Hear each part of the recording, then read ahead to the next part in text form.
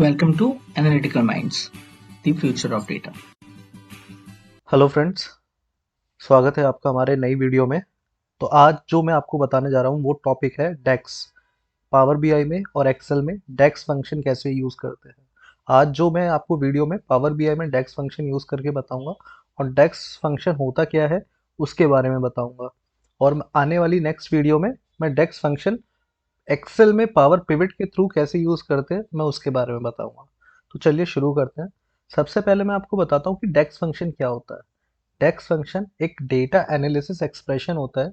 कभी भी हम एडवांस लेवल पे अगर हम कैलकुलेशन या एनालिसिस करते हैं तो उसके लिए हम डेक्स फार्मूला यूज़ कर सकते हैं, जो कि एक काफ़ी प्रिसाइज टर्म में आपको वैल्यू प्रोवाइड करता है।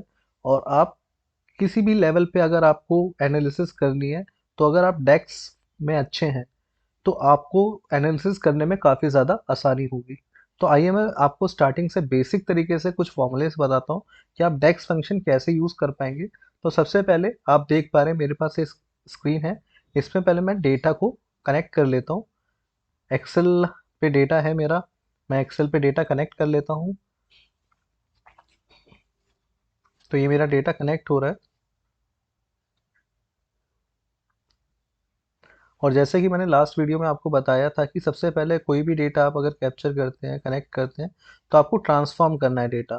कभी कभी ऐसा होता है कि कुछ भी डेटा टाइप, जैसे कि यहाँ पे तो हमारा डेटा टाइप सही आ रहा है, ABC टेक्स्ट में आ रहा है। कभी कभी ऐसा होता है कि ये नंबर वैल्यू आ जाता है या फिर किसी भी तरीके की अलग डेटा टाइप शो करने लगता है। तो उसमें क्या होता है, आपकी जो एनालिसिस है वो गलत तरीके से रिप्रेजेंट होने लगती है। तो आपको जो डेटा टाइप है हमेशा आपको चेक करना है कि डेटा टाइप आपका सही है। कुछ भी चेंजेस करने हैं बेसिक फाइल में तो आप वो यहाँ पे ट्रांसफॉर्म कर सकते हैं चेंजेस, और फिर बाद में आप इसको लोड करें, क्लोज एंड अप्लाई।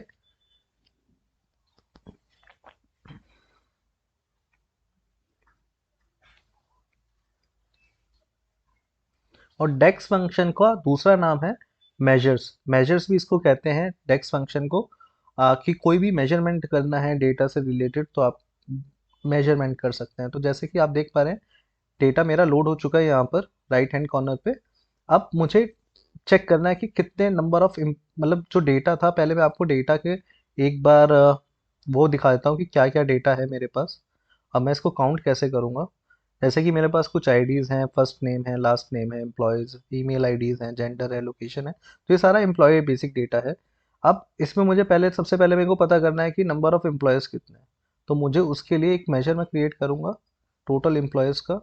मैंने जैसे ही न्यू मेजर ऊपर मेजर टूल पे क्लिक करा तो मेरे पास एक एड्रेस बार सा एक ओपन हो गया जिसमें मेरे को मेजर टाइप करना है। तो सबसे पहले मैं मेजर का नाम टाइप करूंगा कि टोटल एम्प्लॉयज़,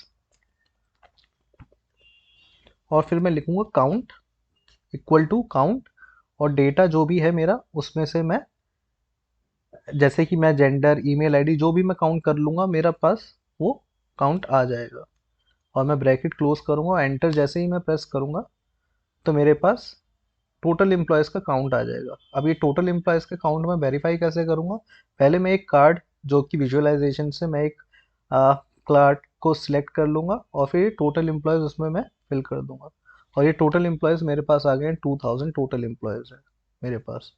तो ये डेक्स फंक्शन है, काफ़ी ज़्यादा यूज़फुल है। अब इसी में अगर मुझे डेक्स फंक्शन में देखना है सम का, सम मुझे कैसे निकालना है कि जैसे कि कुछ सैलरीज हैं तो उन सैलरीज को मैं कैसे चेक कर सकता हूँ।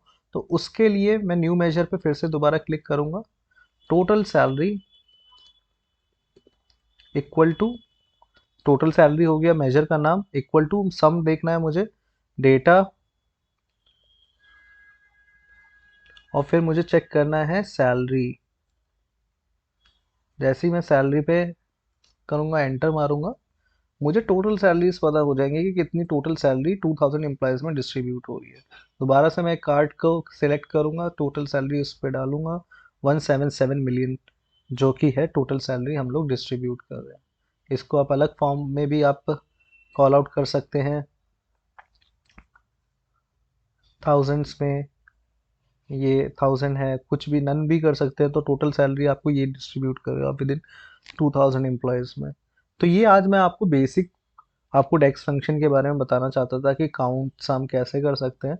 आने वाली वीडियो में मैं आपको इसका एडवांस लेवल पे कैलकुलेट कैसे कर सकते हैं, फर्दर बाइफिकेशन कैसे कर सकते हैं, वो मैं आपको सिखाऊंगा। अगर आपको ये वीडियो पसंद आई है और आप इसको ज़्यादा से ज़्यादा सीखना चाहते हैं तो आप इस पर आप लाइक कर सकते हैं और चैनल को सब्सक्राइब कर सकते हैं।